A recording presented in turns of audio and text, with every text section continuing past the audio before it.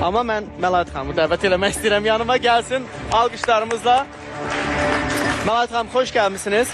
Bilirəm ki, sabah Gəncəyə gedirsiniz. Bu barədə gəlin bir Gəncəlilərə, Gəncə ətrafında olan digər rayonlarımıza, Gəncəyə yaxın bölgələrimizə, kəndlərimizə, şəhərlərimizə, rayonlarımıza buradan səslənək ki, sabah Gəncədə məhz Logos Psixoloji və Nitq İnkişaf Mərkəzinin Gəncə filialında böyük bir görüşmə olacaq. Bu sağlamlığınızla bağlı bir görüşdür. Nərgiz Klinikasının həm baş həkimi gəlir, öd, qaraciyər, mədə, bağırsaq, parazitar xəstəliklər, dəri xəstəlikləri, saç problemləri, qurd xəstəlikləri ilə bağlı müraciət eləyə bilərsiniz və digər problemlərinizlə də bağlı buyurub müraciət eləyə bilərsiniz.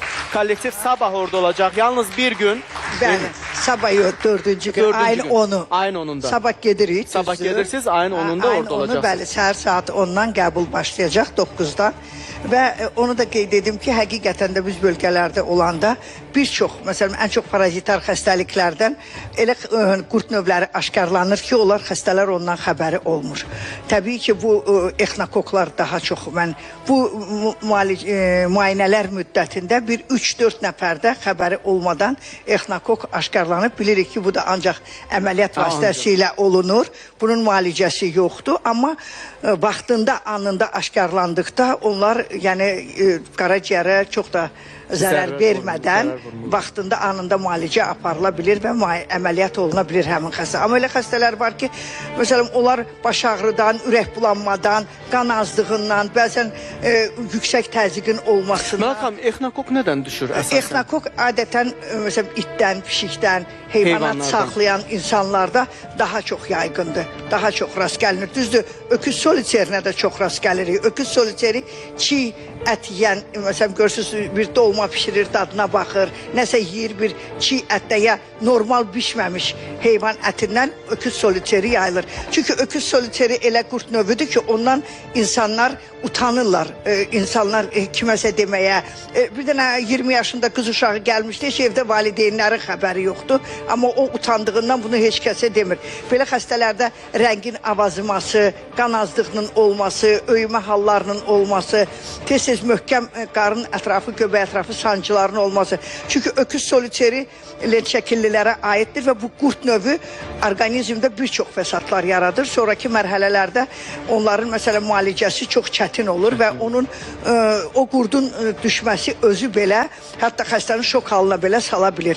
Ona görə vaxtında, anında bu xəstəliklərin... Niyə belə çətin olur ki, Məlahət xanım? Çünki orada o metrələrlə, enli led şəklində o qədər uzun çox olur ki, qurd invaziyaları sonradan güclü allergik həssaslığın yaranmasına gətirib çıxarır. Bəzən xəstələr yanlış olaraq qurdu nəzərə almır, müəyyən müalicələr aparmağa çalışır. Məsələn, qaraciyərin ödü müalicəsini aparır, ya gedir mədə bağırsaq müalicəsi alır. Ən çox da, məsələn, nevroloji xəstələrdə trixanella qurdu olan xəstələr, məsələn, nevropatoloqlar bizə müraciət edirlər, o xəstələri göndərirlər. Belə xəstələr var ki, onlarda trixanella qurdu birbaşa ali sinir sisteminə təsir etdiyi üçün uşaq uzun müddət nevroloji müalicə almaq məcburiyyətində qalır, amma əslində parazitin müalicəsindən sonra çox rahatlıqla o müalicələr aparıla Təşəkkür bilir. edirəm. Ümid edirəm ki, çox gözəl maarifləndiniz bu söhbətlərdən və bugün Zahid kişi, Zahid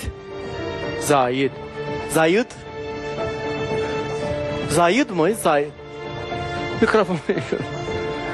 Xoş gəlmişsiniz. Nə ilə bağlı müraciət eləmişsiniz? Mən elə o xəstəliklə bağlı müraciət eləmişəm. Qurdun var.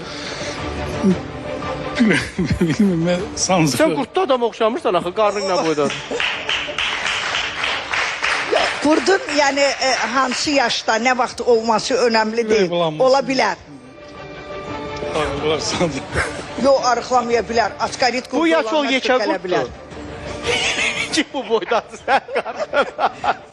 Məsələn, askarit qurdu, məsələn, bəzi insanlarda Deyir ki, uşaqlar olub ağzından ki, dayanmadan su axır. bəli, 4 yaşında ola bilər, başqa səbəbdən də axsın.